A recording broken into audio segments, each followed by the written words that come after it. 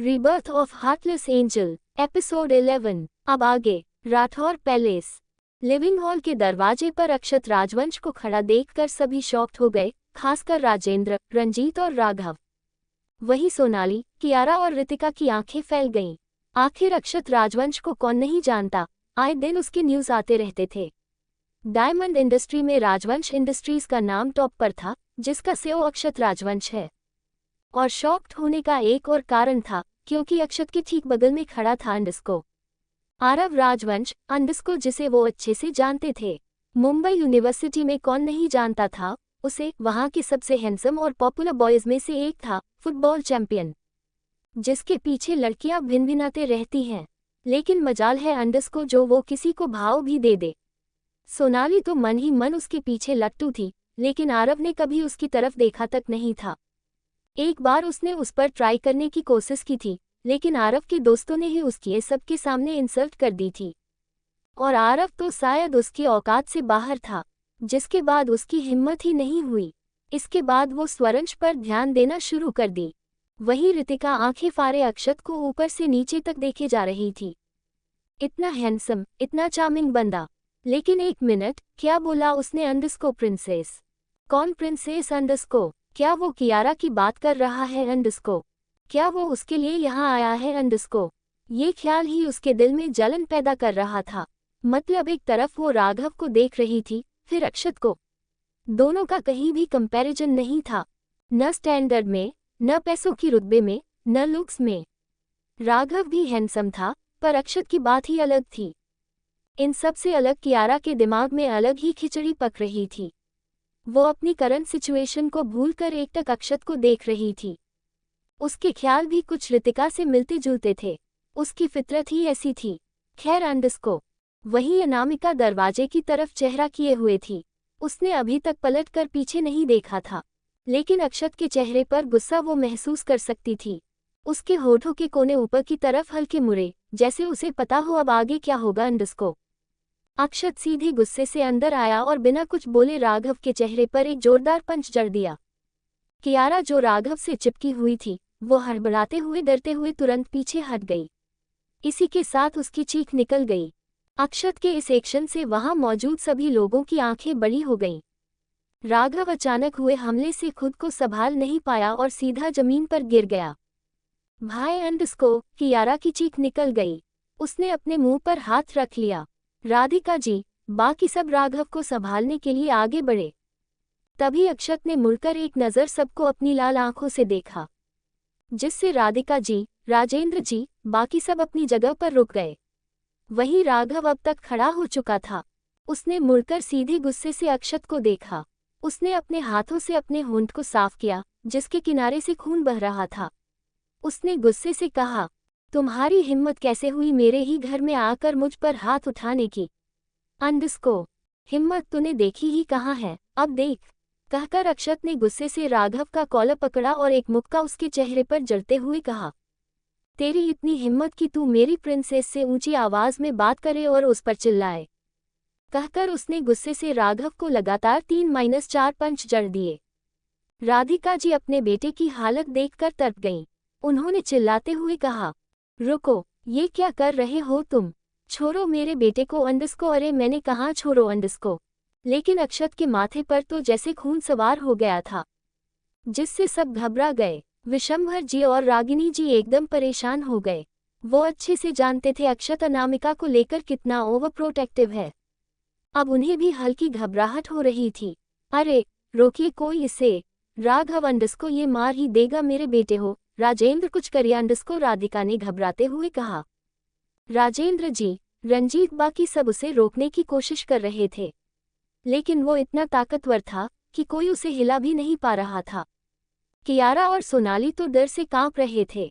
तभी अक्षत, जो out of control हो चुका था, अचानक उसके कंधे पर किसी का हाथ महसूस हुआ और उसके कानों में एक हल्की प्यारी सी आवाज आई, भाई अंडस्को, बस अंडस्को। ये शब्द सुनकर अक्षत का चेहरा, जो गुस्से से कांप रहा था, अचानक ही शांत पड़ गया और उसने झटके से राघव को छोड़ दिया, जिसकी हालत कुछ खास अच्छी नहीं थी।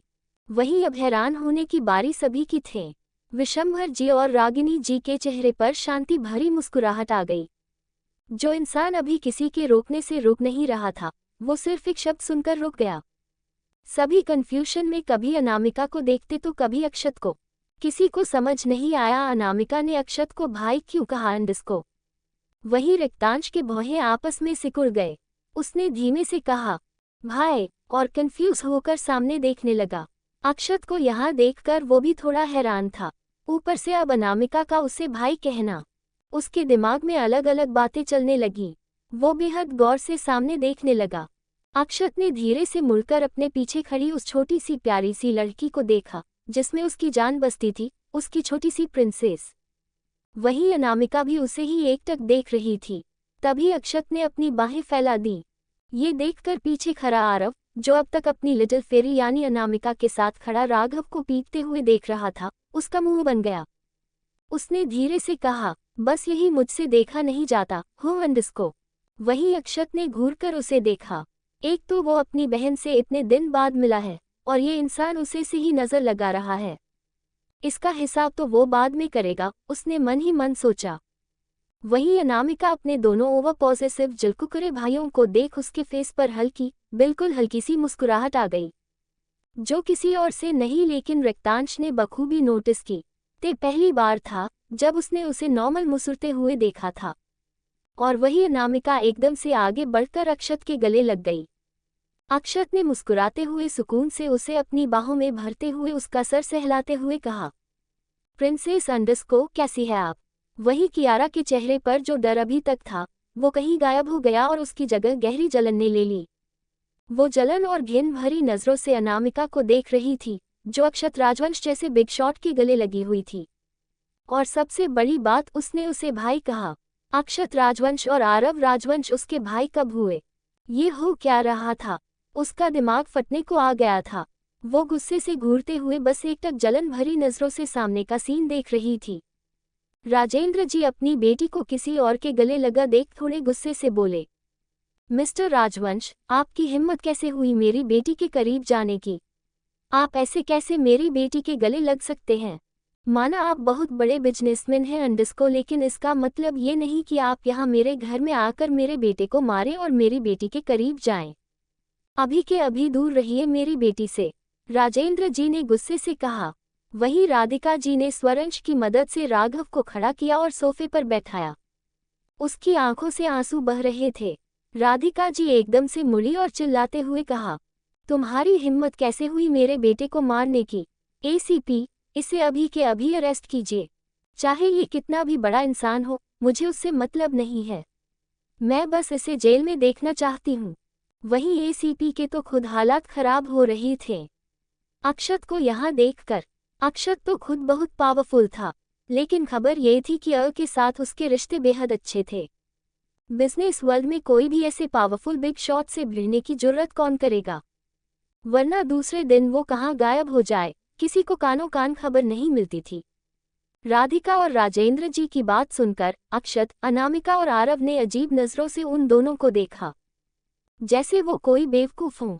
आरव ने कहा, क्या इन दोनों मियाँ बीवी ने भांग खा ली है क्या, या गांजा फूंक कर आए हैं जो ऐसे बकवास कर रहे हैं? आरव के टोन और लैंग्वेज दोनों इंसल्टिंग थे। वहीं अनामिका के फेस पर हल्की तिरछी मुस्कुराहट आ गई। उसका भाई ऐसा ही है, बिल्कुल स्ट्रेट फॉरवर्ड। राजेंद्र जी को बेहद इंसल्टिंग फील हुआ और गुस्सा भी आया। अक्षत ने मुड़कर उसकी तरफ कोल्ड नजरों से देखते हुए कहा, हिम्मत तो बहुत है मुझ में, आप कहें तो खड़े खड़े यही दफना दूं आपको।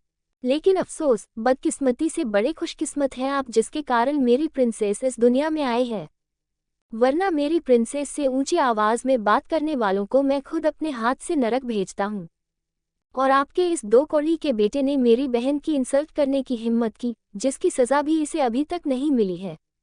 उसकी बात सुनकर पूरा राठौर परिवार और महेश्वरी परिवार दंग रह गया। क्या मतलब सजा नहीं मिली को? ये जो अभी उसने किया वो क्या था? अनामिका अक्षत राजवंश की बहन है कैसे?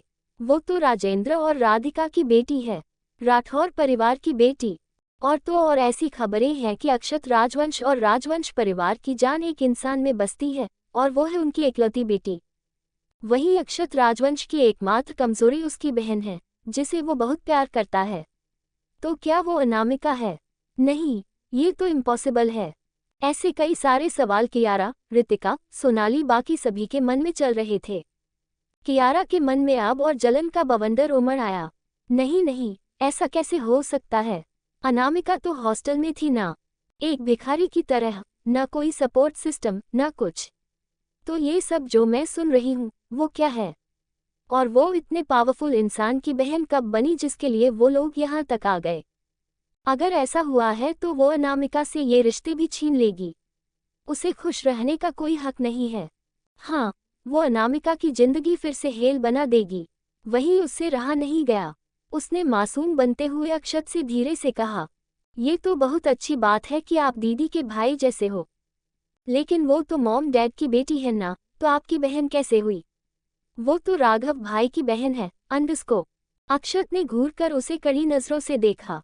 तभी आरव ने जब उसकी बात सुनी तो उसने एकदम से कहा, ओह, तो तुम हो वो आग लगाने वाली चुड़ैल, जो बेशर्मों की तरह दूसरों के घर में मुफ्त का खाना ठूंसती हो। और तुम ही हो वो घटिया लड़की जिसने मेरी लिटिल सिस को नुकसान पहुंचाने की कोशिश की। यू अगली बिच। आरव उसे देखकर ही गुस्से से भर गया। वही अपनी इतनी बेइज्जती होते देख कियारा की आंखों से आंसुओं की धारा बह निकली। उसने सोचा था कि वो अपनी मासूमियत से अक्षत और आरव को अपने तरफ कर लेगी और अनामिका को उनसे दूर कर देगी, जिससे उसका स्टेटस और हाई हो जाएगा।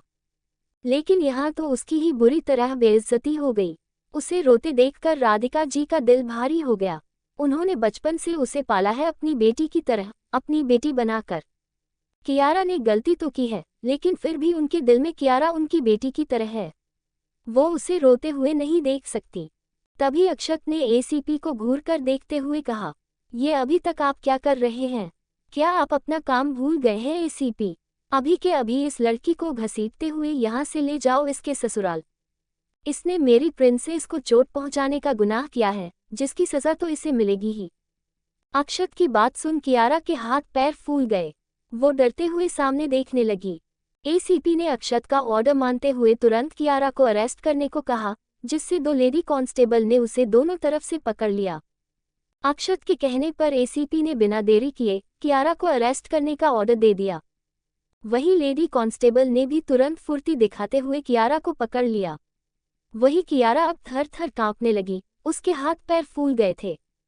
वो लगातार उनसे छूटने की कोशिश करते हुए, सभी की तरफ देखते हुए तेज आवाज में रोते हुए बोली, मॉम, डैड प्लीज मुझे जेल नहीं जाना। मॉम प्लीज मेरी बात सुनिए एक बार, प्लीज मॉम अंडस्को, छोड़ो मुझे मेरी मॉम से बात करनी है, छोड़ो मुझे अभी के अभी सुनाई नहीं दिया तुम्हें बहरे हो क्या? कियारा ने गुस्से से उन्हें कोसते हुए कहा, अंडस्को डैड। कियारा लगातार खुद को छुड़ाने की कोशिश कर रही थी, लेकिन उन कांस्टेबल ने भी कसकर उसे पकड़ा हुआ था और खींचते हुए वहां से ले जा रही थी। राजेंद्र जी ने उससे नजरें फेर ली। हॉल की तकलीफ उन्हें भी हो रही थी। आखिर कियारा को उन्होंने नाजों से पाला था। वही हाल राधिका जी का था और आरव तो लगभग बेहोश हो गया था। सभी घरवाले कियारा को देख रहे थे, लेकिन कोई कुछ कर नहीं रहा था, न किसी ने उसे रोकने की कोशिश की। सभी के चेहरे पर अलग अलग भाव थे, हैरानी, गुस्सा, नफरत। शालिनी और मोहिनी भी अजीब नजरों से कियारा को देख रही थी। वही कामिनी की आंखों में अजीब से भाव थे। अनामिका उसे ही गौर से देख रही थी, उसको चेहरे पर कोई भाव नहीं थी। वही उसके बगल में आरव ने कियारा को देखते हुए कहा, ये कितना चिल्लाती है लिटिल सीस, मुझे तुम्हारे कानों की चिंता हो रही है, क्या तुम्हारे कान दर्द भी कर रहे हैं? आरव ने फिक्र से पूछा। अनामिका ने सामने देखते हुए कहा, भाई, क्या आपको सच में ऐसा लगता है? ये बात उसने जिस तरह से बोली, आरव का मुंह बन गया। वो कैसे भूल गया कि उसकी बहन बस उन लोगों के सामने ही मासूम है, बाकी तो उससे बड़ा देवल कोई नहीं उसकी नज़र में। वही कियारा जो गेट तक पहुंच गई थी, वो लगातार पीछे मुड़कर देख रही थी। अचानक उसका ध्यान रिक्तांश की तरफ गया और उसे अनामिका की तरफ देखते पाकर उसका खून खौल गया। कियारा ने मन ही मन कहा, नहीं, इतनी जल्दी मेरा खेल खत्म नहीं हो सकता है। इतनी जल्दी बाजी मेरे हाथ से नहीं निकल सकती। अगर ऐसा हुआ तो, कुछ सोचकर उसकी आंखों में खौफ उतर आया। उसके चेहरे पर ठंडे पसीने के बूंद आ गए। जब मेरा सच सामने आ ही गया है, तो मुझे भी अब अपनी आखिरी ऑप्स पहली बाजी खेलनी पड़ेगी, नहीं तो इतनी मेहनत बर्बाद हो जाएगी। और कुछ सोचकर उसके चेहरे पर एक अजीब सी मुस्कान ने जगह बना ली। वो बिल्कुल शांत हो गई, जिससे उन कांस्टेबल की पकड़ उसके हाथ पर थोड़ा हल्का हो गई और इसी का फायदा उठाकर उसने झटके से उनसे अपना हाथ छुड़ाया और भागते हुए सीधा राधिका जी की तरफ आए और उनसे गले से लिपट गई। उसके इस एक्शन से सभी चौंक कर उसे देखने लगे और पुलिस कियारा को पकड़ने के लिए आगे बढ़ी। तभी कियारा के ऐसे अपने सीने से लिपटे देख राधिका जी अवाक रह गईं और सुन रह गईं। वहीं कियारा ने अपना सर उठाया और बेबस नजरों से राधिका जी की तरफ देखते हुए धीमे आवाज में रुंधे गले से बोली, मॉम बस एक बार मुझे अपने गले से लगा लेने दीजिए। वहीं राजेंद्र जी मुंह फेरे खड़े थे। उन्होंने मुड़ते हुए उसे राधिका जी से अलग करते हुए कहा, अब ये कौन सा नाटक है तुम्हारा? तुमने हमें इतना बड़ा धोखा दिया, तुमने हमारी इकलौती बेटी को धक्का दिया, उसे हमसे दूर कर दिया, अब क्या चाहती हो तुम? राजेंद्र जी ने गरजते हुए कहा। वो गुस्से में थे। वहीं उनकी तेज आवाज सुन कियारा डर से कांप गई। उसने शर्मिंदगी से अपना सर नीचे झुकाते हुए रोते हुए कहा, डैड, मॉम, प्लीज मुझे माफ कर दीजिए। लेकिन उनकी बात पर फिलहाल उन्होंने ने कोई जवाब नहीं दिया। तभी कियारा उसकी नजरें सीधे राधिका जी पर थी और वो बिना कुछ बोले सीधे उनके सीने से लग गई।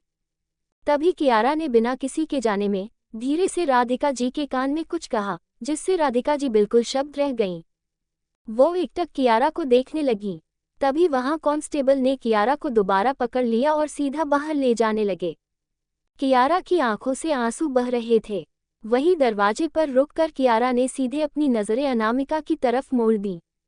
वहीं अनामिका भी उसे ही बिना किसी भाव के देख रही थी। तभी कियारा ने मन ही मन अनामिका को नफरत से घूरते हुए बोला, तुम्हें क्या लगता है तुम जीत गई हो? गलतफहमी है तुम्हारी, मैं तो बस एक मोहरा हूँ। कहकर वो मन ही मन हंसी।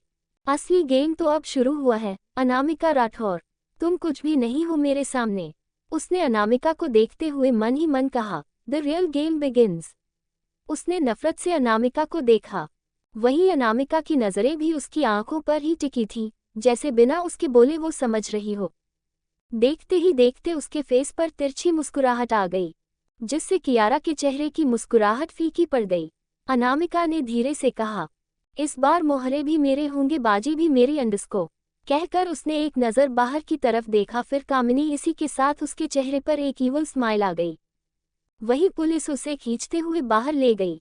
एसीपी भी एक नज़र अक्षत और आरव को ग्रीट कर फुर्ती से बाहर निकल गया। अब वहां एक अलग ही शांति पसर गई। वही रितिका को बिल्कुल उम्मीद नहीं थी कि कोई कियारा को जेल में भेज देगा।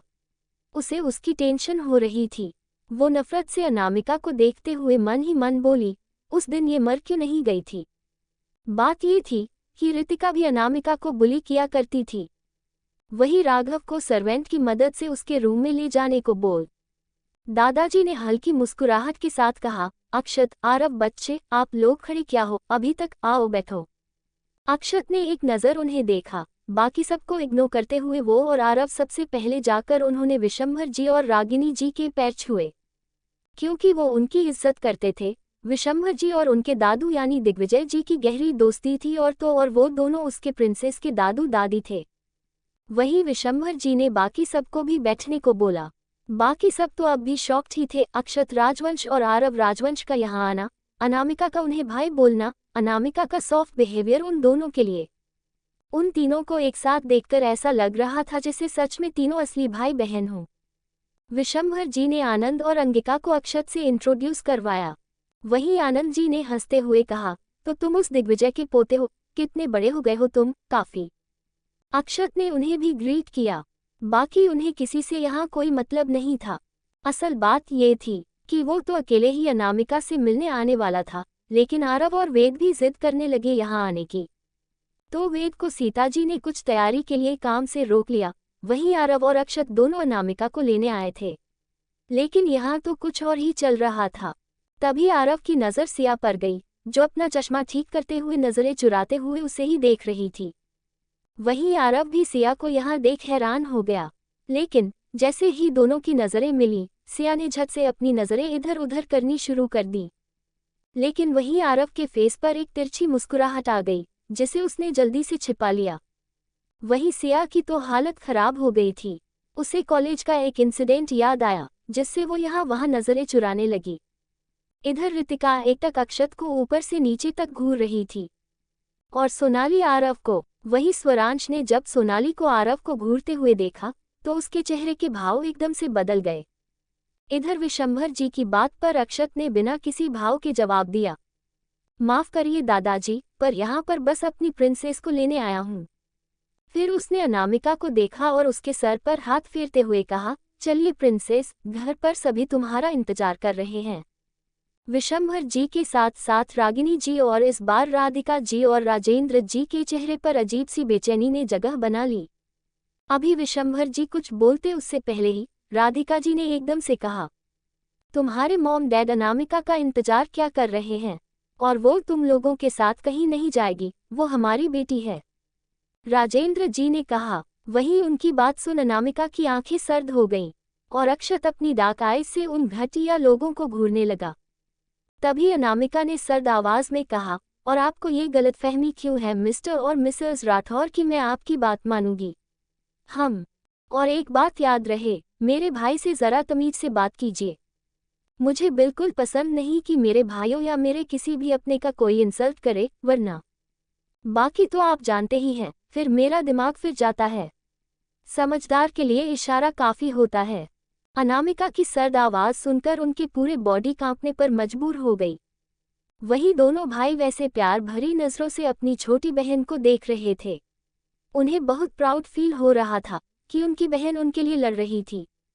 तभी विशंभर जी ने बात को संभालते हुए गहरी सांस लेते हुए उदासी से कहा, क्या तुम अब नहीं आओगी? वहीं उनका ये सवाल सुन पता नहीं क्यों, लेकिन रक्तांश की धड़कनें बढ़ गईं। वो बेचैन सा हो गया। एक तो अनामिका का उसे इग्नोर करना पता नहीं क्यों पर उसे ट्रिगर कर रहा था। उसने मन ही मन अनामिका को इंटेंसिटी के साथ देखते हुए कहा, ये तुम ठीक नहीं कर रही हो। मेरा अटेंशन तुम पर पड़ना तुम्हारे लिए ही खतरनाक हो सकता है। You will regret for this. Anamika को अपने ऊपर किसी की तपती नजरें महसूस हो रही थी, जिससे उसकी आंखें लाल होने लगी। उसे बहुत अच्छे से पता था कि कौन उसे देख रहा था, लेकिन उसने कुछ रिएक्ट ही नहीं किया। Like who cares. अनामिका आगे बढ़ी और कहा, डोंट बी सैड दादू, कुछ दिन में मैं आ जाऊंगी, ठीक है?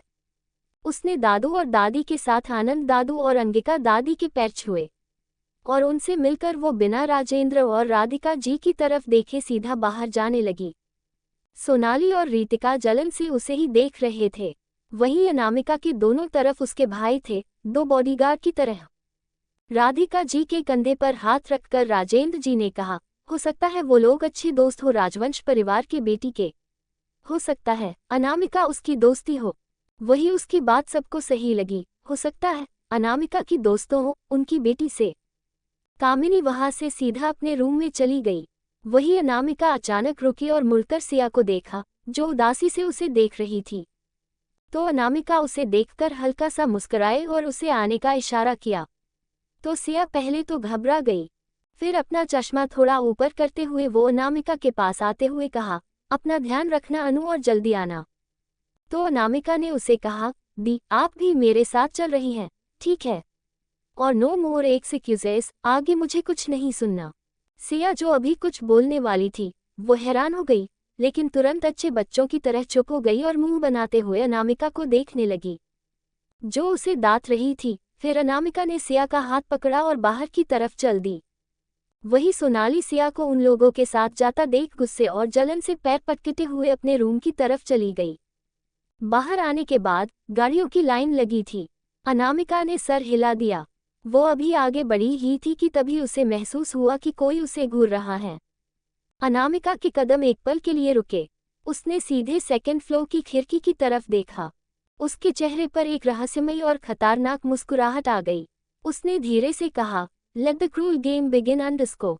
बाहर खड़ी इतनी सारी गाड़ियों, वो भी नॉर्मल नहीं बल्कि सभी लिमिटेड एडिशन की थी, जो करोड़ों में थी। ये नज़ारा देखकर सिया की आंखें बड़ी हो गई।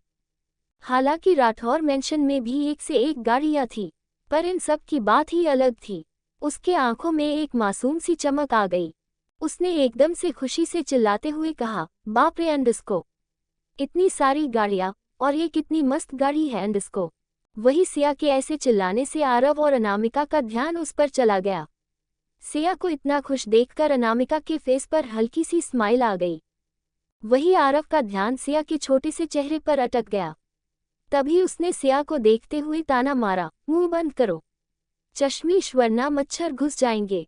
सिया को अब जाकर एहसास हुआ कि उसने फ्लो में क्या किया, और आरव की बात सुनकर उसका चेहरा हल्का लाल हो गया। उसने अपना चश्मा ठीक किया और हड़बड़ाते हुए अनामिका के पीछे भाग गई, जो ऑलरेडी अक्षत के साथ थी। वही आरव उसकी फुर्ती देखता रह गया और वो उसके पीछे चला गया। वही अक्षत और अनामिका को आते देख बॉडीगार्ड ने जल्दी से उसे ग्रीट किया और रिस्पेक्टफुली कार का दरवाजा खोलकर खड़ा हो गया। अक्षत ने घूरकर उस बॉडीगार्ड को देखा। वो अपनी प्रिंसेस के लिए खुद कार का गेट खोलने वाला था, लेकिन ये बॉडीगार्ड बीच में आ गया। वही उस बॉडीगार्ड का चेहरा डर से पीला पड़ गया। तो अक्षत ने फिलहाल उसे इग्नोर किया और फिर अनामिका की तरफ मुड़ते हुए प्यार से कहा, प्रिंसेस, आज कार में ड्राइव करूंगा, चलो बैठो। अनामिका ने बस मुस्कुराते हुए अपना सर हिला दिया। अभी वो बैठने को थी कि तभी आरव जल्दी से आया और अनामिका का हाथ पकड़ कर बोला, अरे भाई रुको रुको, लिटिल सिस आज मेरे साथ पीछे बैठेगी, चलो प्रिंसेस। अक्षत ने घूरकर आरव को देखते हुए सर्द आवाज में कहा और बोला, प्रिंसेस का हाथ छोड़ो समझे, वो मेरे साथ जाएगी। नहीं, मैं अभी छोड़ूंगा, वो मेरे साथ बैठेगी बस। वही अनामिका कभी एक बार लाचारी से आरव को देखती, फिर अक्षत को। ये तो कुछ नहीं है, घर जाने के बाद तो और भी जलकुकरे इंसान भरे पड़े हैं। उसने लाचारी से सर हिला दिया। वही सिया आंखें बड़ी किए उन दोनों को देख रही थी, जो बच्चों की तरह बहस कर रहे थे कि अनामिका किसके साथ बैठेगी। घर के अंदर का उनका बिहेवियर और अभी जैसे वो बिहेव कर रहे थे, उसमें जमीन आसमान का अंतर था। आरव के लगातार बोलने पर अक्षत ने टेढ़ी मुस्कान देते हुए कहा, ठीक है, वो कल वाले प्रोजेक्ट के लिए तुम 2 घंटे बाद ही अफ्रीका के लिए निकल रहे हो, दैट्स फाइनल। वही अफ्रीका जाने की बात सुनकर आरव के चेहरे का रंग उड़ गया। वो आंखें फाड़े कर अपने जालिम जलकुकरे भाई को देख रहा था, जो उसे उस खतरनाक जगह पर भेजना चाहता है। उसने हड़बड़ाते हुए अपना गला ठीक किया और जबरदस्ती मुस्कुराते हुए कहा, आहा प्रिंसेस, मैं क्या कह रहा था, तुम भाई के साथ बैठो ठीक है, और भाई कार भी मैं ही ड्राइव करूंगा। वही आरव के बदलते सडन चेंज बिहेवियर को देखकर सिया की हंसी छूट गई। उसकी हालत देखकर आरव ने एकदम से घूरकर पीछे देखा तो सिया एकदम से चुप हो गई। अनामिका ने बस न में अपना सर हिला दिया। वही कुछ दूरी पर खड़ी सोनाली अनामिका और सिया को इतनी महंगी कार में जाते देखकर गुस्से और जलन से लाल हो रही थी। उसने मन ही मन कहा, तुम्हें तो मैं छोड़ूंगी नहीं अनामिका, और इस सिया का कुछ करना पड़ेगा। बहुत उछल रही है ना, लेकिन लौट कर तो आना तुझे यही है न, तुझसे तो मैं कॉलेज में हिसाब पूरा करूंगी, वहां कौन बचाएगा इसे। वो आंखों में जलन और लालच लिए सामने इतनी लग्जरियस कार्स को देख रही थी। वही कारों का काफिला एक साथ वहां से चल पड़ा। पीछे अनामिका आराम से अक्षत के साथ बैठी थी। वही आरव आगे ड्राइविंग सीट पर बैठा गाड़ी चला रहा था। उसके बगल में सिया बैठी थी, जो कभी पूरे कार को देखती तो कभी बाहर। ये कहना गलत नहीं होगा कि वो पहली बार ऐसे कार में बैठी है, जो उसके चेहरे पर ही पता चल रहा था। आरव की नजरें ना चाहते हुए भी उस पर बार बार जा रही थी। उसकी छोटी छोटी हरकतें उसे बड़ी प्यारी लग रही थी, और बार बार वो उसका चश्मा ठीक करना, उसके फूले फूले गाल। वो सिया थोड़ी चब्बी थी, जिसके कारण वो बड़ी क्यूट लगती थी। पीछे अक्षत अनामिका से बात कर रहा था। ऐसे ही कुछ देर बाद वो लोग अपने डेस्टिनेशन यानी राजवंश पैलेस के आलीशान एंट्री गेट पर पहुंचे। एंट्री गेट पर ही राजवंश परिवार के स्पेशल ट्रेन्ड बॉडीगार्ड्स हाथ में गन लिए खड़े थे। कार्स को आता देख उन लोगों ने जल्दी से गेट खोला। इसी के साथ एक के बाद एक गाड़ियां सीधे अंदर पहुंची। वही सिया आंखें फाड़ कर उस आलीशान मेंशन को देख रही थी, और सबसे यूनिक वहां का गार्डन था, जहां ज्यादातर गुलाब के पौधे थे। उसने आंखें बड़ी किए हुए कहा, इतने सारे गुलाब, ये कितने खूबसूरत हैं।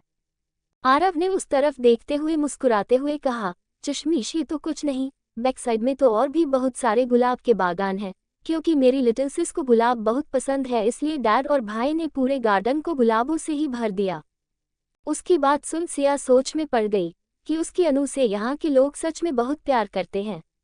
वही अनामिका के फेस पर उन गुलाबों को देख हल्की मुस्कुराहट आ गई। उसने एक बार पास एक गुलाब के बुके को देखते हुए कहा था कि वो उसे बहुत खूबसूरत लगते हैं। वही ये बात उसके डैड ने सुन ली। फिर क्या था, अगले दिन उन्होंने और अक्षत भाई ने मिलकर पूरे गार्डन में रोजेस के पौधे लगवा दिए। प्रिंसेस चले अंडस्को। अनामिका अपने ख्यालों से बाहर आए और साइड में देखा, जहां अक्षत अपने हाथ बढ़ाए उसे बाहर आने को बोल रहा था। कार रुक चुकी थी। अनामिका ने मुस्कुराते हुए अपना हाथ बढ़ाया और बाहर आ गई। सिया पहले से ही बाहर थी, थोड़ी नर्वस भी। वही साइड में खड़े जितने भी बॉडीगार्ड थे, उन्होंने अनामिका को देखते ही अपना सर झुका लिया। किसी को भी उसे देखने की इजाजत नहीं थी। ये सख्त वार्निंग अनामिका के ओवर पॉसेसिव भाइयों ने उन सबको देकर रखा था। सिया थोड़ी हैरान हो गई और चौंक गई। तभी अनामिका ने कहा, दी चलो। सिया ने मुस्कुराते हुए सर हिला दिया। सभी लोग अंदर की तरफ चले आए। घर का इंटीरियर बेहद एलिगेंट था, बिल्कुल रॉयल महलों की तरह जिसमें मॉडर्न टच था। सभी लोग अंदर आए जहां सीता जी, अशोक जी, दिग्विजय जी और कल्याणी जी, नैना जी और संजय जी, उसके साथ वेद सभी हॉल में बैठे थे और बैठकर इंतजार कर रहे थे। अभी किसी को पता नहीं था कि अनामिका आ गई है। तभी अनामिका ने मुस्कुराते हुए सबको चुप रहने का इशारा किया, तो आरव और अक्षत बस मुस्कुरा दिए। अनामिका धीरे धीरे कदमों से चलते हुए सीधा जाकर सीता जी की आंखों को पीछे से अपने हाथों से ढक दिया। वही सीता जी एकदम से चौंक गईं। सीता जी ने चौंकते हुए उसके हाथों पर अपने हाथ रख दिए। वही सभी घरवालों ने सामने देखा तो सभी के चेहरे पर चमक आ गई। तो अनामिका ने सबको चुप रहने का इशारा किया। वही सीता जी एकदम से मुस्कुराते हुए बोली, लाडो, आपकी ये आदत कभी नहीं जाएगी न, कहकर उनके होठों पर बड़ी सी मुस्कुराहट आ गई। वही अनामिका ने हंसते हुए पीछे से उन्हें गले लगाते हुए कहा, माँ। सीता जी के चेहरे पर बड़ी सी मुस्कुराहट आ गई, लेकिन अपनी मुस्कुराहट को छिपाते हुए मुड़ी। उन्होंने मुड़ते हुए एकदम से उसके कान पकड़ते हुए कहा, तो अब आ रही है आप? हाँ बदमाश, आपको जरा भी अपनी माँ का ख्याल नहीं है। वही अनामिका ने काशकर अपनी आंखें बंद करते हुए कहा, आहा माँ मेरे कान छोड़ो, अब तो मैं आ गई ना। क्या आप मेरे कान को खींचकर लंबा करना चाहती हैं? मेरी प्यारी माँ, सॉरी ना। नहीं बेटा जी, आज तुम्हारे कोई चिकनी चुपड़ी बातों में मन ही आने वाली समझी। बहुत बदमाश हो गई है आप दिन ब दिन। सीता जी ने अनामिका का कान धीरे से मरोड़ते हुए कहा। वही सभी ये नज़ारा देखकर हंसने लगे। अशोक जी ने नाराजगी से कहा, अरे भाग्यवान, अब छोड़िए भी मेरी प्रिंसेस को। आप तो चुप रहिए जी, आपने ही इसे बिगाड़ कर रखा है, जो ये मेरी बात नहीं सुनती है। वही अशोक जी का मुंह बन गया अपनी पत्नी की दाद सुनकर। अनामिका ने लाचारी से अशोक जी को देखते हुए कहा, अरे पिताश्री, बचाए मुझे इस क्रोधित राजमाता से। उसने नटकीय अंदाज में कहा। अशोक जी ने सीता जी से कहा, अरे राजमाता, सॉरी सॉरी। उन्होंने हड़बड़ाते हुए कहा। वही आरव और वेद ने अपने आप को बड़ी मुश्किल से हंसने से रोका। सीता जी ने आंखें छोटी कर उन्हें घूर कर देखा तो वो बात संभालते हुए बोले, मेरा मतलब मेरी पत्नी जी, अब छोड़ भी दीजिए मेरी राजकुमारी को। वही अनामिका ने पप्पी आंखों से सीता जी को देखा, जिससे उनका दिल मोम की तरह पिघल गया। तो सीता जी ने अब अनामिका के कान को छोड़ दिया। तो अनामिका एकदम से उनके गले लग गई और जिससे सभी के चेहरे पर स्माइल आ गई। मिस यू माँ अंडस्को, अनामिका ने उनके गाल पर किस करते हुए कहा। तो सीता जी के चेहरे पर बड़ी सी स्माइल आ गई। उन्होंने प्यार से कहा, मेरी बदमाश बच्ची। अब अशोक जी ने जल्दी से अपना गला साफ करते हुए कहा, हम भी यहाँ हैं भाई, मुझे तो किसी ने मिस नहीं किया। तो अनामिका ने अपनी आईब्राउ उठाते हुए कहा, रियली डैड, ये आप बोल रहे हैं? तो अशोक जी हड़बड़ा गए क्योंकि वो तो अनामिका से टेलीफोन पर बात करते थे और एक एक अपडेट लेते थे। तभी अनामिका एकदम से उनके सीने से लग गई। तो अशोक जी ने प्यार से उसके माथे पर किस करते हुए उसका सर सहलाया। अनामिका ने धीरे से उनकी आंखों में देखा, जहां उसे अपने लिए सिर्फ प्यार कह दिखा। उसने भी अपने डैड को बहुत मिस किया। हालांकि वो बोलती नहीं थी लेकिन आंखें सब बयां करती थी उसकी, तो बातों की कोई ज़रूरत नहीं थी। ऐसे ही अनामिका नैना जी, संजय जी से मिली। दोनों ने उसके सर पर हाथ फेरा और फिर दादा दादी के पैर छुए।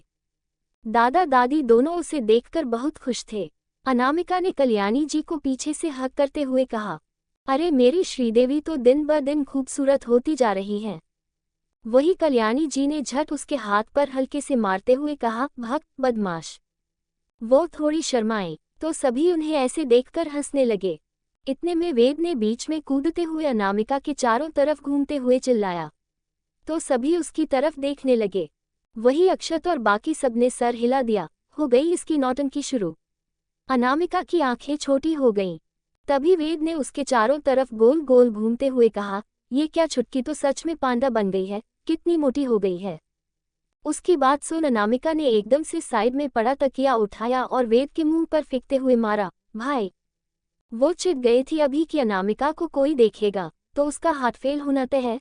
कहा वो ARROGAN एटीट्यूड से भरी अनामिका, और कहा अभी की क्यूट कैरिंग अनामिका। अरे मैंने गलत क्या बोला? वेद ने पिलो कैच करते हुए कहा और दोबारा उसकी तरफ वही पिलो मारा। फिर क्या था, दोनों इधर उधर भाग रहे थे। वही एक पिलो उल्टा हुआ सीधे आरव के मुंह पर पड़ा। उसने चिल्लाते हुए कहा, वेद रुक, तुझे मैं बताता हूँ। अंडस्को। अब क्या था, तीनों के पकड़ा पकड़ी पूरे घर में शुरू हो गई। अनामिका हंसते हुए भाग रही थी, उसके पीछे वेद और उसके पीछे आरव। तीनों ने कुछ ही देर में पूरे लिविंग हॉल का कबाड़ा बना दिया इधर उधर पिलो फेंक कर। वही दादाजी ने हंसते हुए कहा, आज लग रहा है जैसे इस घर में जान आ गई। नैना जी ने हंसते हुए कहा, सही कहा डैड, अनु के आते ही घर कैसे भरा भरा लग रहा है। हमारी प्रिंसेस सच में जान है इस घर की, उसके बिना सब सूना सूना लगता है। अब आई न रौनक। उसकी बात पर सब मुस्कुराते हुए सामने देखने लगे। वही सिया दूर खड़ी सब कुछ देख रही थी। उसके चेहरे पर सभी का ऐसा प्यार से बातें करते देख एक हल्की सी मुस्कुराहट आ गई, लेकिन एक उदासी भी उसके चेहरे पर आ गई। वो खुश भी थी, हैरान भी और हल्की उदास भी। तभी कल्याणी जी की नज़र उस पर पड़ी। उन्होंने एकदम से थोड़ी तेज आवाज में कहा, तुम कौन हो? वही सीधा एकदम से डर गई। अंडस्को। वही दूसरी तरफ जेल में यहाँ आते ही कियारा की हालत खराब हो गई थी, क्योंकि उसे एक बहुत ही अजीब और खतरनाक सेल में रखा गया था, जहाँ कुछ खतरनाक खूंखार औरतें उसे ही घूर रही थी। तभी उनमें से एक ने थोड़ी तेज आवाज में कहा, ई छोकरी, नजरें नीचे करे। कियारा एकदम से सहम गई, लेकिन अपनी अकड़ में उसने भी तेज आवाज में दांत पिसते हुए कहा, यह घटिया बदबूदार औरत, तुम्हारी हिम्मत कैसे हुई मुझसे कियारा राठौर से ऐसे बात करने की, गबार। ए क्या बोली रे, कुतिया, अंडस्को साली संपत्ति दिखाती है, रुक तेरी तो। एक मोटी और काली औरत ने एकदम से आगे बढ़कर उसके बाल पकड़ लिए और जोर से खींचते हुए उसे जोरदार झापड़ रसीद दिया, जिससे कियारा की चीख निकल गई। अंडस्को। कियारा को जेल में एक अलग सेल में रखा गया था, जहां एक औरत से उसकी कहासुनी हो गई। उस मोटी औरत ने एक झटके से कियारा के बालों को कसकर दबोचते हुए कहा, क्यों रे अंडस्को साली पिद्दी, बड़ी चर्बी चढ़ गई है तुझे जो सिलाताई से जुबान लड़ाती है। कहकर उसने दांत पीसते हुए कियारा के बाल खींच दिए, जिससे कियारा चीख पड़ी। आहा अंडस्को, छोड़ पागल औरत, छोड़, नहीं तो अच्छा नहीं होगा, कियारा ने गुस्से से कांपते हुए कहा। उसके इस लहजे को सुनकर उस औरत का माथा ठनक गया और उसने गुस्से से कियारा का सर सेल के बने लोहे के रॉड से टकरा दिया, जिससे उसकी एक दर्दनाक चीख निकल गई। अभी कुछ दिन पहले ही अनामिका ने उसका सर फोड़ा था, अब दोबारा वही चोट लगना उसके लिए असहनीय था। उसकी आंखों से आंसू बहने लगे। वो रोते हुए अपना सिर पकड़कर चिल्लाए, कोई है? अंडस्को प्लीज हेल्प मी, ये औरत पागल हो गई।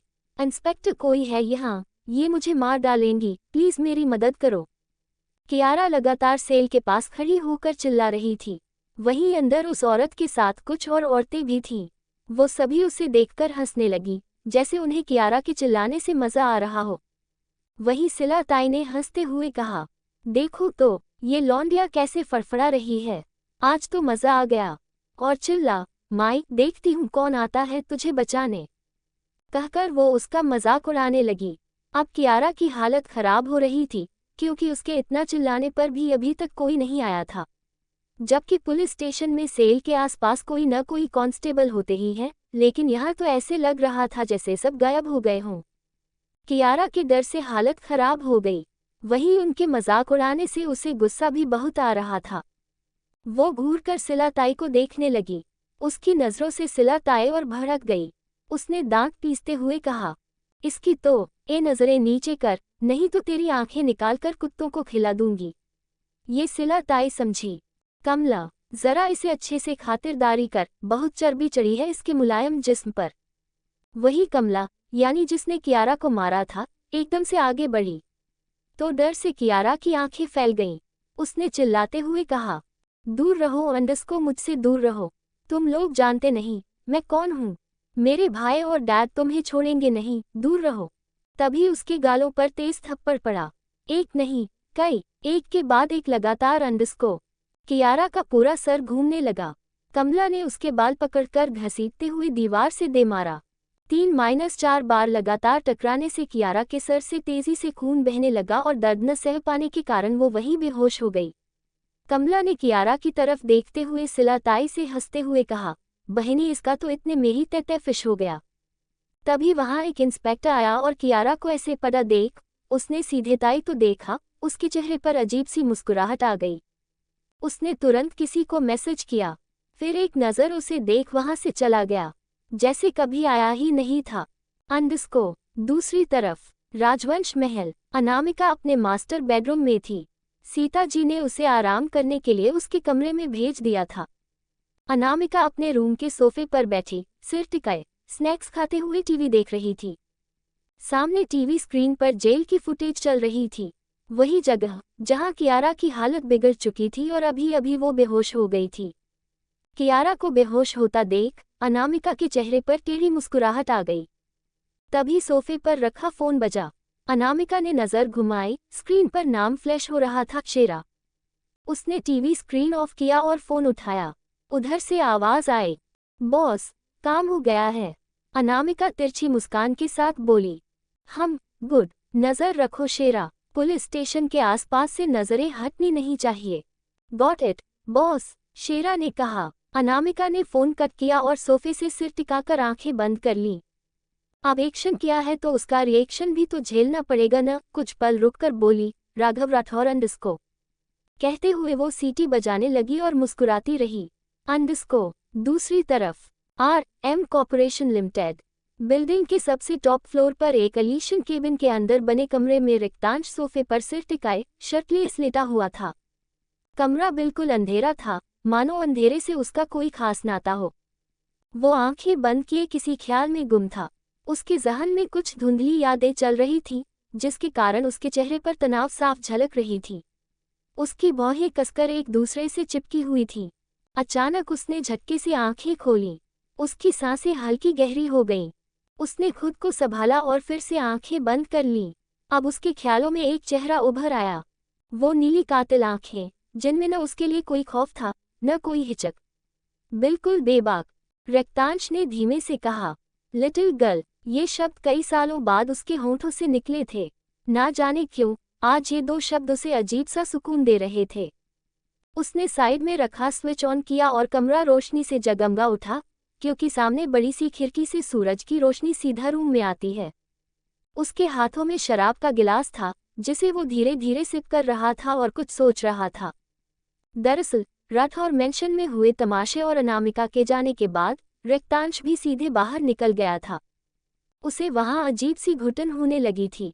जब वो बाहर आया तो अनामिका की कार वहां से जा चुकी थी। रिक्तांश ने उस तरफ देखा, तभी उसके सामने एक के बाद एक कार आकर रुकी और वो बैठकर सीधा RM इंटरप्राइजेस पहुंच गया। वो सीधे मीटिंग रूम में गया, जहां कुछ अपकमिंग प्रोजेक्ट्स और डील्स पर डिस्कशन होना था। राक्षस शांत होकर सबकी राय सुन रहा था, लेकिन आज उसका ध्यान बार बार भटक रहा था। उसके ज़हन में बार बार वही चेहरा घूम रहा था, अनामिका, जिसके कारण वो मीटिंग पर फोकस नहीं कर पा रहा था। जैसे तैसे उसने मीटिंग पूरी की। उसके बाद बैक टू बैक 3 और मीटिंग्स थी, लेकिन दूसरी मीटिंग में भी उसका वही हाल रहा। वो फ्रस्ट्रेट होकर गुस्से से उठ गया और अपने केबिन में चला गया। मीटिंग रूम में बैठे सभी लोग बस उसे देखते रहे, लेकिन किसी ने कुछ कहा नहीं। रिक्तांश सीधे अपने केबिन में आया। उसने अपनी टाई ढीली करते हुए इधर उधर घूमकर अपना गुस्सा शांत करने की कोशिश की। वो चिल्लाया, व्हाट द हेल, ये कौन सा गेम खेल रही हो तुम मेरे साथ? क्यों नहीं जा रही मेरे दिमाग से? बार बार उसकी आंखों के सामने सुबह वाला अनामिका का चेहरा आ रहा था, जिससे वो बेचैन हो गया। उसने गुस्से में एक पंच सीधा दीवार पर दे मारा, लेकिन कमाल था कि उसे दर्द तक नहीं हुआ। मुझे उस इरिटेटिंग लड़की से कोई मतलब नहीं है। I just hate this girl. लेकिन ये बार बार क्यों मुझे परेशान कर रही है? तुम कभी मेरे दिल में जगह नहीं बना पाओगी। रिक्तांश सीधे अपने केबिन से अटैच रूम में गया। उसने शर्ट उतारकर फेंक दी और ड्रिंक करने लगा। Flashback and underscore. रक्तांश अब भी सोफे पर बैठा था। उसने धीमी आवाज में कहा, अगर एक बार तुम मेरे दिमाग में उतर गई तो ये तुम्हारे लिए ही खतरनाक होगा, लिटिल गर्ल। लेकिन ऐसा कभी नहीं होगा, क्योंकि अंडरस्कोर। उसने बात अधूरी छोड़ दी और पीछे सिर टिका दिया। बहुत पी चुका था, इसलिए उठा और सीधा बेड पर लेट गया। कुछ सोचकर उसने अपने फोन से कॉल किया और सख्त आवाज में बोला, मुझे 2 घंटे में अनामिका राठौर की सारी इन्फॉर्मेशन चाहिए, अंडरस्टैंड। दूसरी तरफ से आवाज आए और रक्तांश ने फोन कट किया। मुझे सब कुछ जानना है। उसने आंखें बंद की और कुछ ही देर में नशे के कारण गहरी नींद में चला गया।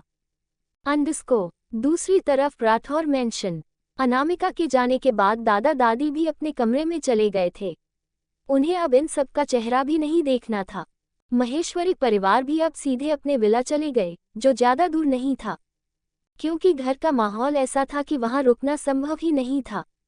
राघव को डॉक्टर चेक करके गए थे। घर में अजीब सी शांति फैली हुई थी। वहीं राधिका जी अपने कमरे में बैठी आंसू बहाते हुए पुराने एल्बम देख रही थी, जिनमें अनामिका के बचपन के बहुत सारे फोटो थे जो उसने जिद करके लिए थे। राधिका जी एक एक फोटो को बड़े गौर से देख रही थी। उनके चेहरे पर बहते आंसू अब रुकने का नाम नहीं ले रहे थे। राधिका जी अपने कमरे में बैठी रोए जा रही थी। उसे अनामिका की बातें रह रहकर याद आ रही थी कि वो उसे अपनी माँ ही नहीं मानते, उल्टा वो तो हमें मारा हुआ मानती हैं। वैसे माने भी क्यों ही, आखिर उसने उसके लिए किया ही क्या है अनामिका के लिए। राधिका जी राजेंद्र जी की बात सुनकर बस इसे देखते वही राजेंद्र जी की भी आंखें लाल हो गई थी। राधिका जी ने रोते हुए कहा, अनामिका हमारी बेटी है, लेकिन उसने हमें मारा हुआ कह दिया राजेंद्र। वो हमसे इतनी नफरत करती है जिसकी कोई हद नहीं है। मुझे अपने सीने में बहुत दर्द हो रहा है राजेंद्र। राधिका के नीचे बैठे थे, वहीं उसके साथ राजेंद्र जी भी बैठे थे। उन्होंने कहीं खोए हुए हल्की दर्द भरी मुस्कुराहट लेते हुए कहा, कैसे माँ बाप हैं हम, जिसने अपनी ही बेटी को इतने दर्द दिए, दुख दिया, उसे अनाथ की तरह छोड़ दिया, भटकने के लिए। उनकी बात सुन राधिका जी का सर शर्मिंदगी से झुक गया। सच ही तो था, उन दोनों ने कभी अनामिका को प्यार नहीं दिया, जिसका नतीजा वो लोग भुगत रहे हैं। और ये तो बस शुरुआत है, आगे बहुत कुछ सहना बाकी है। वही राधिका जी को अचानक से कियारा की कही बात याद आए और वो एकदम से किसी गहरी सोच में गुम हो गई। अंडरस्कोर। ऐसे ही सभी कुछ न कुछ सोच रहे थे, जो उनके आने वाले जिंदगी को बदल देगा। अगली सुबह राघव को होश आ गया था और उसे ये भी पता चल गया था कि कियारा जेल में है, जिससे उसे सब पर बहुत गुस्सा आ रहा था। इसलिए अब वो खुद जेल से उसे चुराने जा रहा था।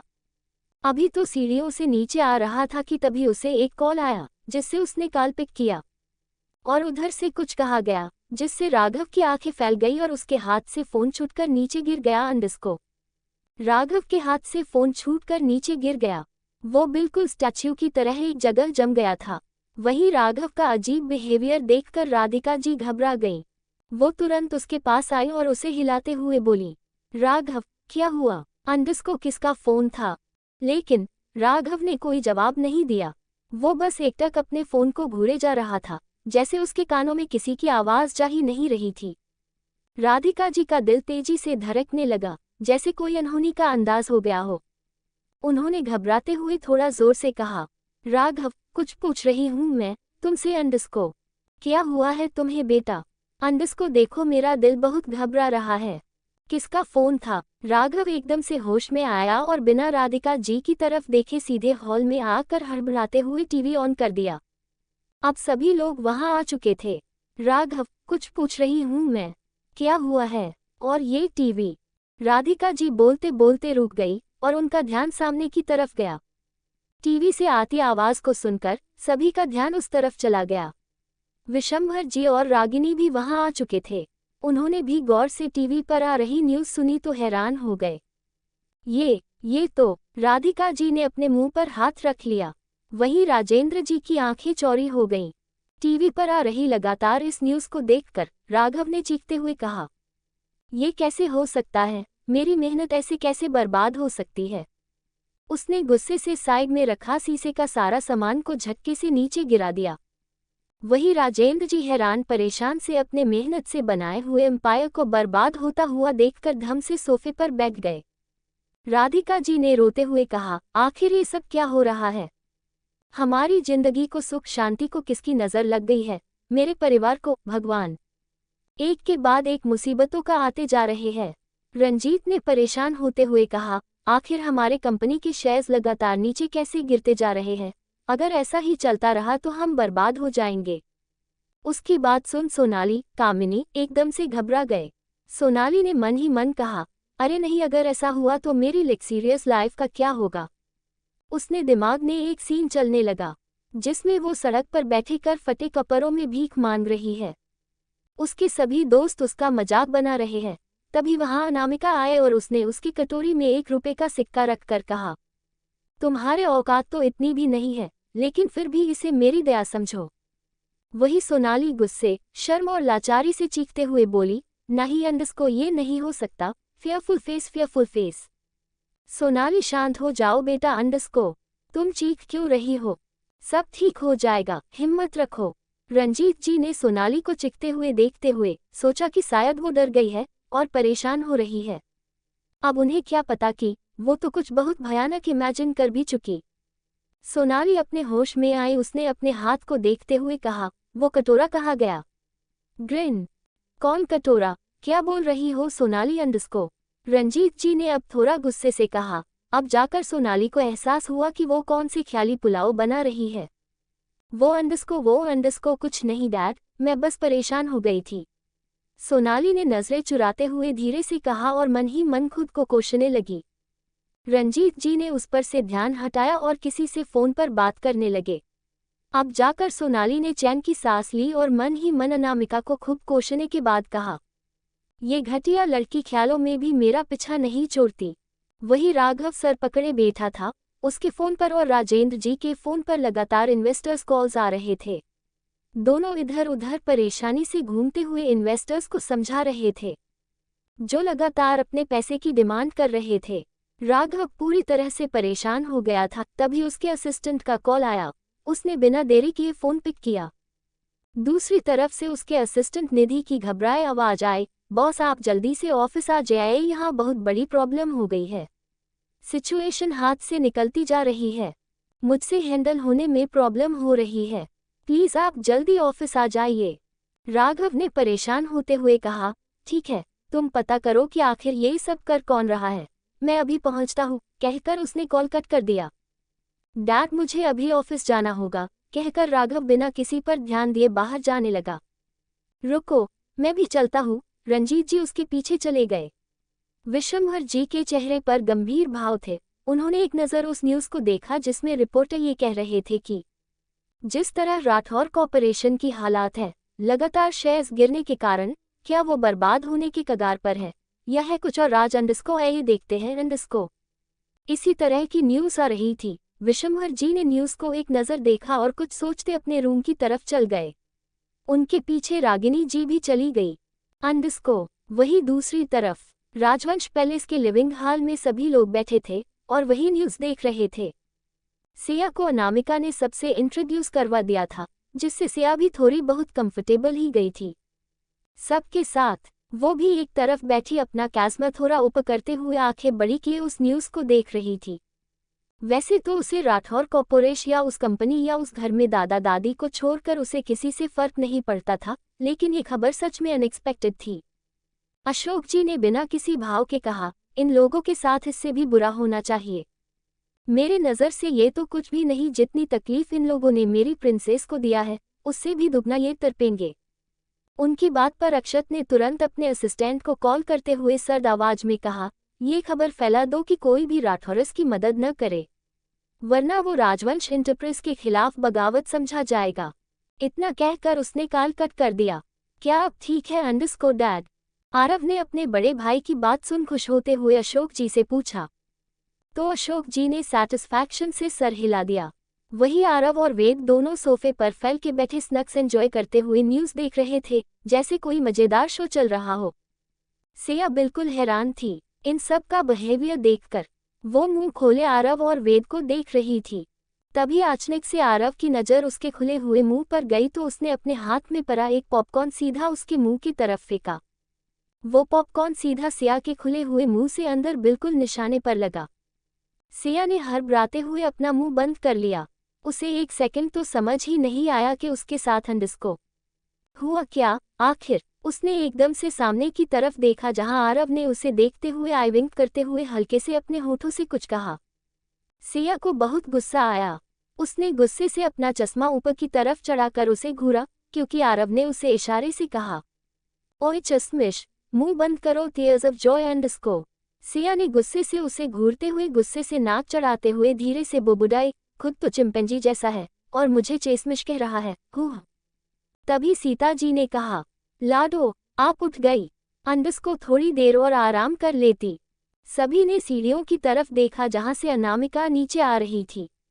उसने सिंपल सी टी शर्ट के साथ हॉट पैंट पहना था। बाल बिल्कुल मेसी थे, शायद वो नींद से उठकर सीधे नीचे आ गई थी।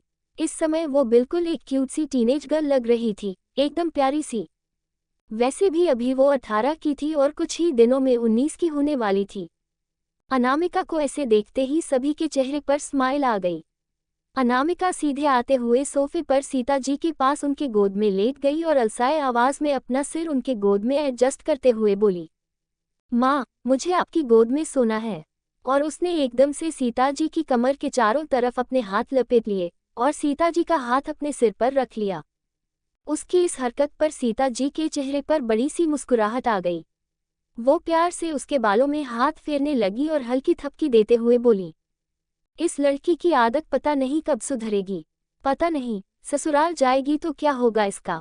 उसकी इस बात पर अशोक जी ने तुनक कर कहा, अरे ये क्या बात कर रही हो भाग्यवान, क्या आप मेरी छोटी सी बच्ची का बाल विवाह करना चाहती हो? हाँ मॉम, डैड सही बोल रहे हैं, मैं अभी नहीं भेज रहा अपनी बहन को कहीं, आरव ने मुंह बनाते हुए कहा। अरे ऐसे कैसे नहीं जाएगी, मैं तो इसे जल्दी ही इसके ससुराल भेज दूंगा। जब देखो मुझे तंग करती है, वहां जाकर जब इसकी सास इसे सुनाएगी तब मंडस्को। तभी एक उल्टा हुआ पिलो सीधे वेद के चेहरे पर लगा, जिस पर वेद एकदम से हड़बड़ा गया और चिल्लाते हुए बोला, ये कहाँ से आया? उसने इधर उधर देखा तो सब मुंह दबाकर हंस रहे थे। उसने सीधे अनामिका की तरफ देखा, वो अब भी सीता जी की गोद में किसी मासूम और शरीफ बच्चे की तरह लेटी हुई थी। वेद एकदम से कंफ्यूज हो गया और अपना सर खुजलाते हुए इधर उधर देखते हुए बोला, क्या यहाँ चुड़ैलें तो नहीं आ गईं, जिसे मैं पसंद आ गई हूँ और मुझे इशारे कर रही है? वहीं उसकी बेवकूफाना और बिना सर पैर की बातें सुनकर सभी उसे ही घूरने लगे। जिस पर वेद ने दांत निकाल दिए तो सबने अपना सिर हिला दिया जैसे कह रहे हों, इस गधे का कुछ नहीं हो सकता। वहीं अनामिका ने टेढ़ी नजरों से टीवी की तरफ देखा और देखते ही तुरंत उसके चेहरे पर अजीब सी क्रीपी मुस्कुराहट आ गई। उसने वैसे ही मुस्कुराते हुए मन ही मन कहा, राघव राठौर, बहुत शौक है ना तुम्हें और तुम्हारी कचरा मेघ जैसी बहन को दूसरों की चीजें छीनने का। तो अब खेलो प्रॉपर्टी प्रॉपर्टी। ये तो शुरुआत है, बस तुम लोगों की बर्बादी की शुरुआत। और जो छुपा हुआ है वो भी तो सामने लाना है, कौन जाने आगे क्या हो। कहकर वो मुस्कुराए और एक बार फिर से सीता जी की गोद में सुकून से सो गई। तभी नैना जी ने अनामिका के सिर पर हाथ फेरते हुए सीता जी से धीरे से कहा, दीदी, अभी इसे सोने दीजिए, फिर हम लोग शॉपिंग पर चलेंगे। कल रक्षाबंधन है तो प्रिंसेस की भी शॉपिंग हो जाएगी और कल की तैयारी भी तो करनी है, कल वो लोग आने वाले हैं। सीता जी ने सिर हिला दिया। वहीं अक्षत के एक्सप्रेशन थोड़े बदल गए और अजीब से हो गए। अंडस्को राठौर कॉरपोरेशन के सीईओ के केबिन में इस वक्त राघव परेशान सा कुछ डेटा चेक कर रहा था। उसका मूड बहुत खराब था। उसने गुस्से में कितने ही कर्मचारियों को निकाल दिया था। वहीं उसके बगल में खड़ी उसकी असिस्टेंट निधि अपने सर का पसीना पोंछते हुए साइड में खड़ी थी। बात ये थी कि सिर्फ शेयर ही नहीं गिर रहे थे, बल्कि राघव हाल ही में एक बड़े प्रोजेक्ट पर काम कर रहा था और लगभग उसने क्लाइंट से सारी चीजें क्लियर करके साइट पर कंस्ट्रक्शन का काम भी शुरू करवा दिया था, जो कुछ ही दिनों में पूरा होने वाला था। लेकिन अचानक से उस पूरी बिल्डिंग में आग लग गई। कैसे हुआ अंडस्को, किसी को पता नहीं। वहीं राघव का दिमाग खराब हो रहा था। उसने बहुत बड़े अमाउंट पर उस प्रोजेक्ट के लिए बैंक से लोन वगैरह ले रखा था, लेकिन उसका करोड़ों का नुकसान तो हुआ ही, ऊपर से लगातार गिरते शेयरों के कारण वो कुछ सोच समझ नहीं पा रहा था। उसने गुस्से से निधि पर चिल्लाते हुए कहा, आई यू लॉस्ट निधि, तुमसे एक काम ढंग से नहीं होता। मैंने बोला था ना तुम्हें कि पता करो ये अचानक से हो क्या रहा है, और तुम खड़ी खड़ी मेरा मुंह देख रही हो। सर प्लीज पहले आप काम डाउन होइए, ऐसे किसी प्रॉब्लम का सॉल्यूशन नहीं निकलेगा। निधि ने खुद को शांत करते हुए करंट सिचुएशन के हिसाब से बात कही, लेकिन राघव उसकी बात सुन दांत पीसते हुए बोला, काम डाउन? यहाँ मैं बर्बाद होने वाला हूँ, लेकिन तुम मुझे काम डाउन करने की बात कर रही हो। नहीं सर, मेरा मतलब वो नहीं था। मैं बस ये कह रही थी कि क्या आपने किसी बड़े इंसान को ऑफेंड किया है क्या? मतलब आई मीन टू से सर, ऐसे अचानक से आग लगना, ऑलमोस्ट हमारी पूरी बिल्डिंग पर, और फिर शेयर का अचानक गिरना। और सर खबर ये है कि राजवंश इंटरप्राइजेस की तरफ से ये सभी कंपनीज को वार्न किया गया है कि कोई भी हमारी मदद न करे, जिससे कोई भी हमारी हेल्प के लिए आगे नहीं आ रहा है।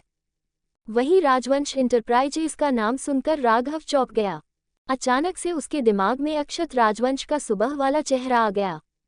उसने मन ही मन सोचा, कहीं उसने तो ये सब नहीं किया है?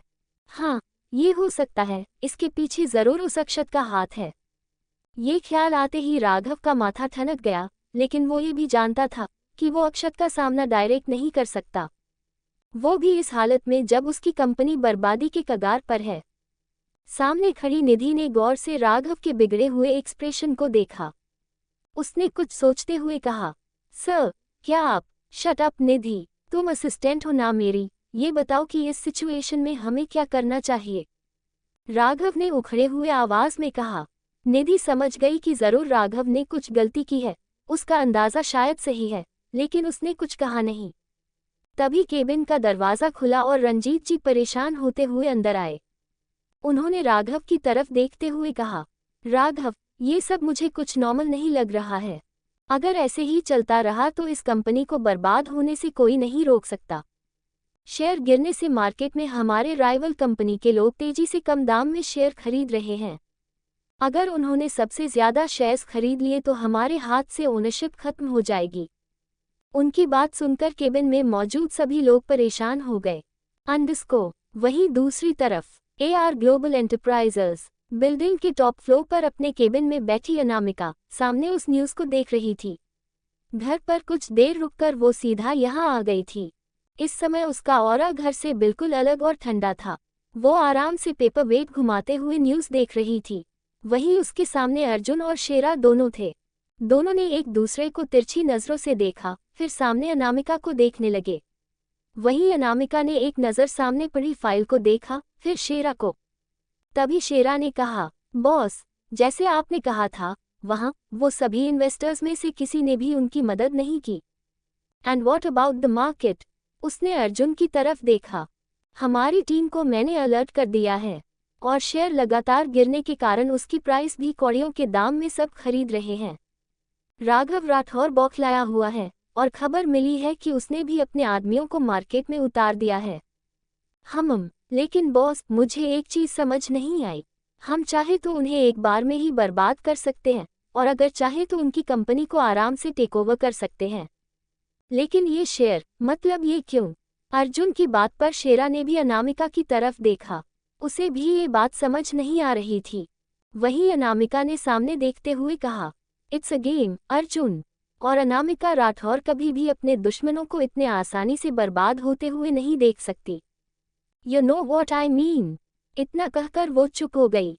उसके चेहरे पर एक मिस्टीरियस स्माइल आ गई। वहीं उसकी स्माइल देखकर शेरा ने मन ही मन कहा, बॉस, ये आप दूसरों के लिए करती हैं, और इस बार आप कुछ तो अलग करने वाली हैं। क्योंकि आप बोलती कुछ और हैं, लोग समझते कुछ और हैं, और होता तो कुछ और ही है। पता नहीं आगे क्या होगा। वहीं अनामिका के दिमाग में एग्जैक्ट क्या चल रहा था, कोई नहीं जान सकता था। खैर, उसने उस न्यूज़ को देखते हुए अचानक से अर्जुन से कहा, अर्जुन, राठौर कॉरपोरेशन से कितनी बार मेल आ चुके हैं? उसके इस सवाल पर अर्जुन ने कन्फ्यूजन से कुछ सोचते हुए कहा, वो लोग तो लगभग हर 2 दिन में मेल भेजते हैं मीटिंग के लिए। हमारे साथ वो काम करना चाहते हैं। लेकिन ऐसे बहुत सारी कंपनियों के रिक्वेस्ट आते हैं जिन्हें हमारी टीम पेंडिंग में रखती है या रिजेक्ट कर देती है। तो आर कॉर्पोरेशन से आए हुए रिक्वेस्ट को अप्रूवल दे दो क्या? अर्जुन ने थोड़ी तेज आवाज में कहा। वो आंखें फाड़े अनामिका को देख रहा था। क्या वो अब राठौर के साथ डील करेगी? उसे यकीन नहीं हो रहा था। शायद तुम्हारे कान सही हैं, या तुम चाहते हो कि मैं तुम्हें स्पेशल ट्रीटमेंट के लिए अफ्रीका भेज दूं? अनामिका ने अपनी एक आईब्राउ रेस करते हुए कहा। वहीं अर्जुन हड़बड़ाते हुए बोला, अरे नहीं नहीं बॉस, मेरे कान, नाक, किडनी, लिवर, फेफड़े सब सही सलामत हैं। मुझे कहीं नहीं जाना। आप सीईओ हैं, आप जो बोलेंगी वही होगा। मैं तो बस एक छोटा सा गुलाम हूँ, इस अलिसान दरबार का। अनामिका ने घूरकर उसे देखा और सर्द आवाज में कहा, बहुत जुबान चलने लगी है आजकल तुम्हारी। ऐसा ना हो कि तुम अपनी जुबान से हाथ धो बैठो। शेरा को एकदम से हंसी आ गई, जिसे उसने बड़ी मुश्किल से कंट्रोल किया था। वही अर्जुन ने उसे हंसते हुए देखा तो उसे खजाने वाली नजरों से घूरने लगा और फिर अनामिका को देखते हुए दांत निकलते हुए कहा, सॉरी बॉस, वो बस फ्लो में थोड़ी जबान फिसल गई। अपना कोलगेट का ऐड बंद कर, गड़ा लग रहा है बिल्कुल। शेरा ने अर्जुन की तरफ थोड़ा झुकते हुए धीरे से कहा। अभी अर्जुन कुछ बोलता कि तभी अनामिका ने शेरा की तरफ देखते हुए गंभीर आवाज में कहा, शेरा आगे की चीजें तुम हैंडल करो। शेरा ने और कहा और तुरंत वहां से चला गया। बॉस, अभी आपकी एक मीटिंग लाइनअप है होटल पैराडाइस में। ओक, लेट्स गो अंडस्को कहकर अनामिका उठी। उसने अपना मास्क कैरी किया और बाहर की तरफ निकल गई। उसके पीछे अर्जुन भी चल दिया। अंडस्को। कुछ देर बाद अनामिका की कार होटल पैराडाइस में आकर रुकी। अर्जुन ने बाहर निकलकर गेट खोला, जिसके अंदर से अनामिका अपना कोट सही करते हुए बाहर आई। उसने ब्लैक गूगल्स के साथ ब्लैक मास्क कैरी किया था। मैनेजर खुद उन्हें ग्रीट करने के लिए बाहर रुका हुआ था। उसने अपने स्टाफ को सख्त हिदायत दी थी कि वे गलती से भी गलती न करे। वही उसी होटल के एक रूम में अद्वैत भी मौजूद था, उसके साथ नील भी था। शायद वो लोग अपनी कंपनी के किसी एड शूट के लिए अद्वैत को साइन करना चाहते थे। वैसे देखा जाए तो सारी बातें नील कर रहा था। वही अद्वैत आराम से सोफे पर फैलका बैठा अपने फोन में गेम खेल रहा था। उसके फोन से लगातार गन्स की आवाज आ रही थी, जिससे नील इरिटेट होते हुए मन ही मन उसको कोसते हुआ कहा, ये इंसान न खुद कुछ करता है न मुझे करने देता है। हे भगवान, क्या मुसीबत है। उसने जबरदस्ती मुस्कुराते हुए सामने बैठे लोग की तरफ देखते हुए कहा, वो क्या है न, आप सब तो जानते ही है एडी कितना टैलेंटेड है। वो कोई भी काम बिना टैलेंट के करता ही नहीं है। जैसे देखिए कैसे शिद्दत से अपने काम में डूबा है। इसे दुनिया जहां से कोई मतलब ही नहीं। वही सामने बैठे फॉरेनर बड़े हैरत से उसे देख रहे थे। उन्हें उनकी बात सही लगी और कुछ ही देर में नील ने सब कुछ फाइनल कर दिया। वो लोग चले गए तो अब जाकर नील ने चैन की सांस ली और बिस्तर पर फैलते हुए कहा, अब मैं तो थक गया। उसने मुड़कर अद्वैत को देखा जो वैसे ही फोन में डूबा हुआ है। अद्वैत, अंडस्को बंद कर यार, तुझे पता भी है वो लोग चले भी गए और तू अंडस्को। उसने चिढ़ते हुए उसका फोन छीन लिया। नील, अंडस्को, अद्वैत ने गुस्से से बोला। वो बस गेम जितने ही बाला था। वही नील अब फोन लेकर सोफे के पीछे आते हुए बोला, भाई मैं न खेलने दूंगा तुझे। एक तो ये गोली की आवाज कितना इरिटेट करती है। अद्वैत के एकदम से उसकी तरफ बढ़ा। अब दोनों दोस्त रूम में इधर उधर भाग रहे थे। तभी नील का ध्यान अचानक से फोन की वॉलपेपर पर गया, जिसमें अनामिका की पिक थी, वही पहली वाली उसने चिपके से लिए थी। नील फोन की तरफ देखते हेर हंसते हुए बोला, ओह, ये तूने वॉलपेपर पर ये किसकी तस्वीर लगाई है? भाभी जी की। ओएमजी, तू तो प्यार में गिर गया है भाई। वैसे भाभी है बड़ी खूबसूरत, लेकिन उतनी ही खतरनाक। अद्वैत ने गुस्से से कहा, तुम्हारी हिम्मत कैसे हुई मेरी स्पर्कली की तारीफ करने की? उसकी तारीफ और तारीफ मैं करूंगा। और एक झटके से उसने अपना फोन उससे ले लिया। वही नील मुंह खोले अद्वैत को देखता रह गया। कितने फुर्ती से उसने उससे फोन लिया। वही अद्वैत प्यार से अनामिका की पिक को देख रहा था, ऐसे जैसे अनामिका कोई खजाना हो। अब वो रूम से बाहर निकल गया। वो इतना खो गया कि सामने से आ रहे इंसान पर ध्यान ही नहीं दिया। और तभी उसकी टक्कर एकदम से सामने से आ रही एक लड़की से हो गई। अद्वैत भी संभल नहीं पाया और उसका ध्यान अपने फोन से हट गया, जिसके कारण वो नीचे गिर गया। और वही वो लड़की सीधा अद्वैत के सीने से चिपक गई। अद्विक के चेहरे के भाव एकदम से बदल गए। वो इस तरीके से थे जैसे अद्विक उस लड़की पर झुका उसे किस कर रहा हो। अगर कोई देखता तो गलत समझता। अभी अद्विक उसे धक्का देता कर अचानक उसका ध्यान अपने सामने के शीशे की तरफ गया और उसकी आंखों में चमक आ गई। स्पार्कल अंडरस्को, उसने धीरे से कहा, क्योंकि उसके ठीक पीछे थोड़ी दूरी पर अनामिका खड़ी थी, जो उसे ही बिना किसी भाव के घूर रही थी। अद्विक एकदम से उसकी तरफ पलटने को हुआ कि तभी उस लड़की ने एकदम से उस पर अपनी पकड़ मजबूत कर दी, जिससे अद्विक की आंखें लाल होने लगी। उसने एक झटके से उस लड़की को खुद से बहुत दूर धक्का दे दिया, जैसे वो कोई गंदी चीज हो। अब तक नील भी वहां आ चुका था। वही अद्विक ने एकदम से पलटकर अनामिका की तरफ। वो एकदम से बेचैन हो गया, क्योंकि underscore to be continued smiling face. That's it for today guys. मिलते हैं नेक्स्ट एपिसोड में।